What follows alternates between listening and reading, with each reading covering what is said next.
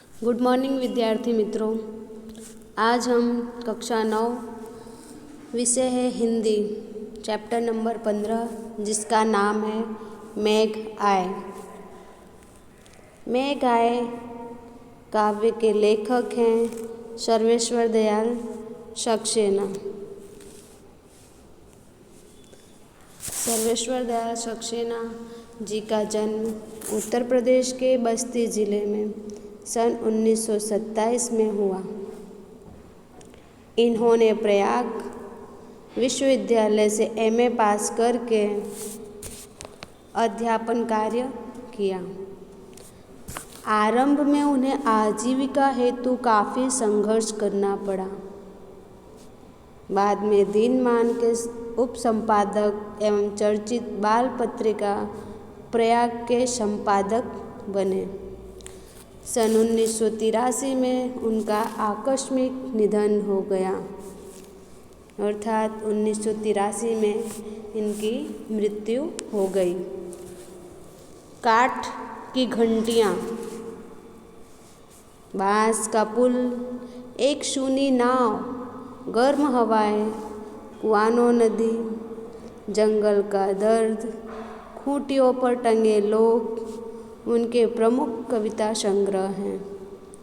नई कविता के प्रमुख कवि सर्वेश्वर दयाल सक्सेना ने उपन्यास, नाटक, कहानी, निबंध एवं प्रचुर मात्रा में बाल साहित्य भी लिखा है। दिनमान में प्रकाशित चर्चे और चरखे स्तंभ के लिए सर्वेश्वर बहुत चर्चित रहे। उन्हें साहित्य अकादमी पुरस्कार से सम्मानित किया गया। सर्वेश्वर के काव्य में ग्रामीण संवेदना के साथ शहरी मध्यम वर्गीय जीवन बोध भी व्यक्त हुआ है। यह बोध उनके कथ्य में ही नहीं, भाषा में भी दिखाई देता है। सर्वेश्वर की भाषा सहज एवं लोक की महक लिए हुए है। अब हम कविता के परिचय देखते हैं। प्रस्तुत काव्य मेघ आए। कविता में कवि ने मेघों के आने की तुलना सजकर आए प्रवासी अतिथि मीन्स मेहमान, यहाँ पर दामाद का उल्लेख किया गया है। ठीक है, कि जिस प्रकार दामाद सज धज कर आते हैं उनका उल्लेख किया गया है। ग्रामीण संस्कृति में दामाद के आने पर उल्लास का जो वातावरण बनता है, मेघों के आने का सजीव वर्णन करते हुए कवि ने उसी उल्लास को दिखाया है। अर्थात वही उल्लास मेघ रूपी शहरी मेहमान के आने पर भी दिखाया गया है। किसी ने मेहमान का स्वागत किया है तो किसी ने उनकी उलाहना भी दी है।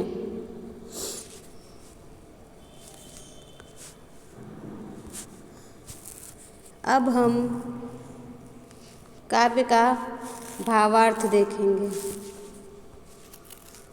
मेघ आए काव्य,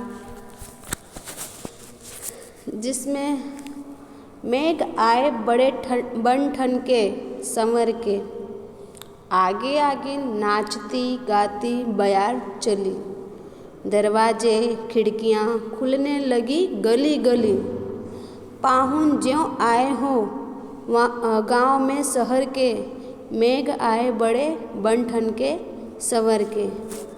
मेघ अर्थात बादल, बन ठन मतलब सज धज कर संवर कर आना। नाचती गाती बयार, बयार मीन्स हवा, बयार मीन्स हवा। यहाँ प्रस्तुत पंक्तियों में कवि बादलों की तुलना शहरी अतिथि से कर रहा है। कवि कहते हैं, जिस प्रकार अतिथि बन ठन अर्थात सज धज कर आते हैं, उसी प्रकार बादल भी अलग अलग रंग रूप में सज धज कर आते दिखाई दे रहे हैं। बादल भी अलग अलग रंग रूप में सज धज कर आते दिखाई दे रहे हैं। जिस प्रकार लोग अतिथियों के आने से खुश दिखाई देते हैं, उसी प्रकार बादलों के आने पर भी खुश दिखाई दे रहे हैं। ठीक, अर्थात यहाँ कवि ने बादलों की तुलना किसके साथ की है? अतिथि अर्थात दामाद के साथ तुलना की है कि जिस प्रकार मेहमान घर पर आते हैं तो लोग खुश दिखाई देते हैं, उसी प्रकार यहाँ बादल भी अलग अलग रूप में आ रहे हैं सज धज कर। उनके साथ श्रृंगार रूप में हवा भी आती है। बादलों के साथ श्रृंगार रूप में नाचती गाती हवा भी आती है, जिससे घरों की खिड़कियाँ, दरवाजे खुल जाते हैं, जैसे सभी घर आए अतिथि का स्वागत करने के लिए तैयार हो रहे हों। कहने का तात्पर्य यह है कि वर्षा ऋतु में काले काले बादल घिर आए हैं, हवा भी मस्ती में चलने लगी है। लोगों ने वर्षा की प्रतीक्षा में अपने घर के दरवाजे और खिड़कियां खोल दिए हैं, सभी बादलों के बरसने का इंतज़ार कर रहे हैं। इस प्रकार इन पंक्तियों का भावार्थ है। आगे की पंक्ति हम देखते हैं। पेड़ झुक झाँकने लगे गर्दन उचकाए, आंधी चली धूल भागी घाघरा उठाए, बाकी चितवन उठा नदी ठिठकी घूंघट सरके, मेघ आए बड़े बन ठनके संवर के। प्रस्तुत पंक्ति में कवि कहते हैं कि बादल आ गए जानकर पेड़ कभी झुककर कभी ऊपर की ओर उचक कर देखने का प्रयास करते हैं। क्या कहते हैं कवि? कवि कहते हैं कि बादल आ गए हैं, ऐसा जानकर पेड़ कभी झुककर कभी ऊपर की तरफ उचक कर देखने का प्रयास करते हैं। तेज हवा से वृक्ष झुक जाते हैं, आंधी चली धूल भागी घाघरा उठाए, यानी तेज हवा से वृक्ष झुक जाते हैं तो कभी तेज हवा के झोंके डालियों को ऊपर उठा देते हैं। धीरे धीरे मंद हवा आंधी का रूप धारण कर लेती है। धीरे धीरे मंद हवा आंधी का रूप धारण कर लेती है, जिसे देखकर लगता है कि जैसे ग्रामीण स्त्रियां अपना घाघरा संभाले घर की ओर भागी जा रही हैं।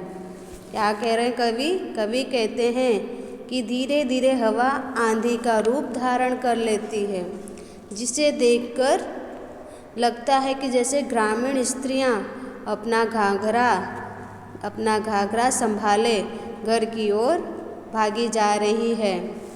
बाकी चितवन उठा नदी ठिठकी घूंघट सरके, अर्थात नदी तिरछी नज़रों से देखती हुई ठिठक जाती है।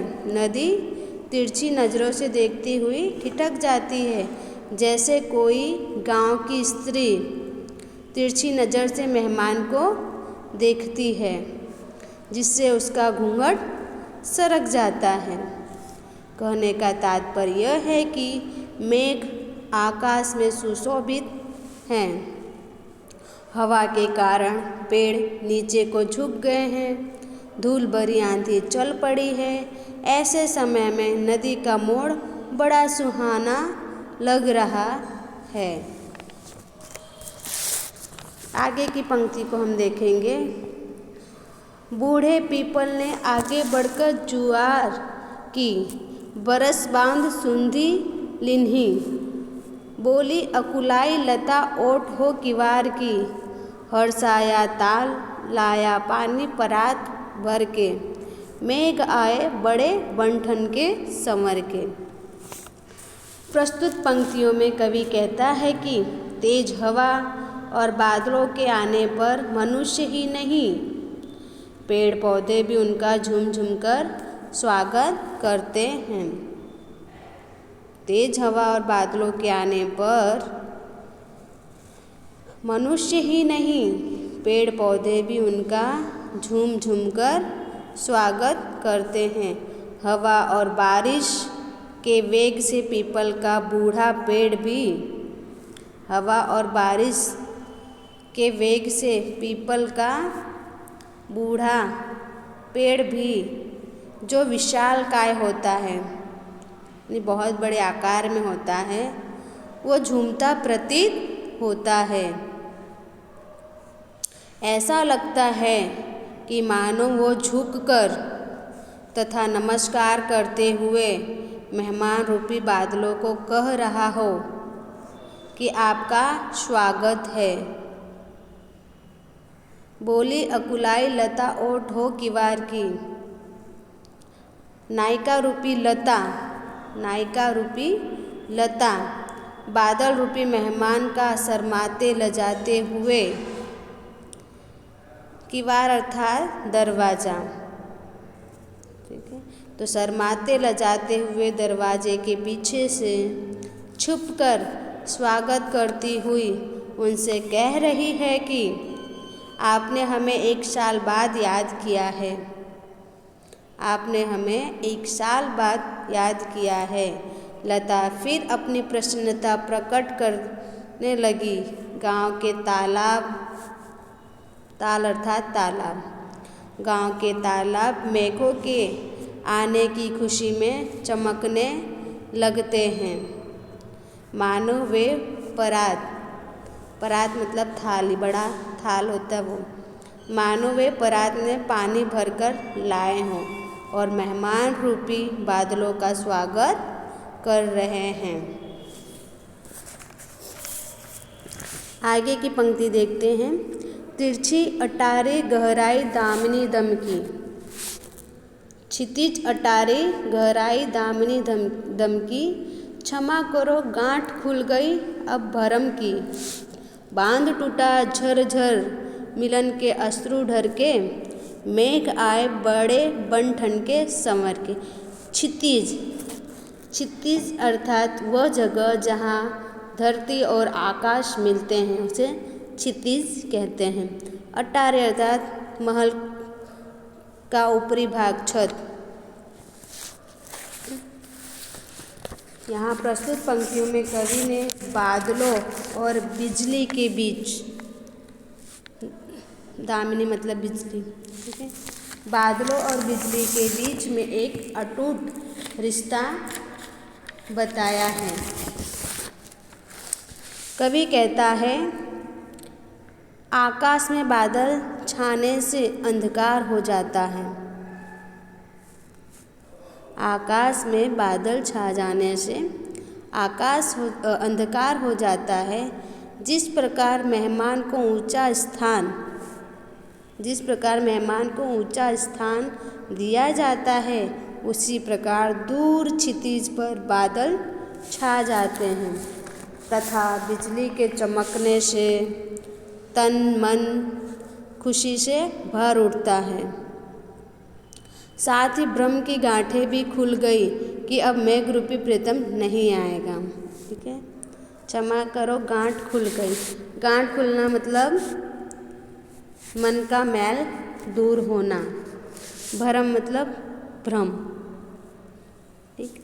बांध टूटना मतलब धैर्य समाप्त होना, बन ठन कर आना मतलब सज धज कर आना, ये मुहावरे हैं, ठीक है।